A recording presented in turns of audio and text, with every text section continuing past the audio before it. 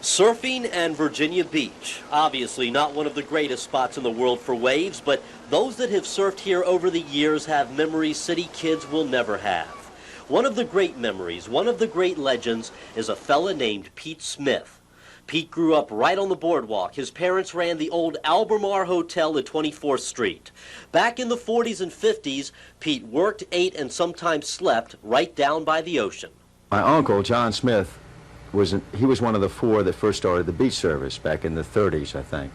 So when I was old enough to carry a float on my head and drag one chair, I got involved with the beach service. I started out, of course, body surfing, riding the rafts that we rented, which we pumped up real hard, so eventually we used to lay on them, kneel on them, stand on them. So that's how I really got into surfing. In the early 60s, Smith and a friend, Bob Holland, opened the first surf shop in Virginia Beach. Over 13 years, Pete Smith's surf shop was the place for surfers to go. A quiet store, no cash register, no credit cards. Everything was fine until the Depression hit. Booze, pills, a failed marriage. Pete Smith went on the skids. He sold the shop never to return.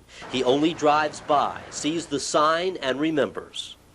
I would not want the shop the way it is now. This is nothing personal, nothing against the present regime, but it's too commercial, it's more the supermarket. It's just not me.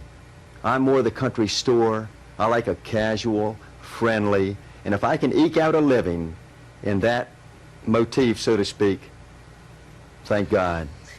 Pete Smith says the Depression is gone. He's back in the world now. But the surf shop isn't his, and the T-shirts aren't his. But the name is, and no one can take that away.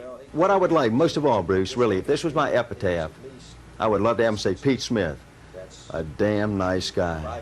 I would hope that, whether it was somebody who knew me well, semi-well, or whether somebody just that I waved to or whatever, I would hope that, because it means a lot to me to be liked. I need that. I want that. It's always been that way, thank God, even though through my shyness, my insecurities, I've suffered a lot of pain, but I would rather have this than be some kind of egomaniac or have it the other swing of the pendulum.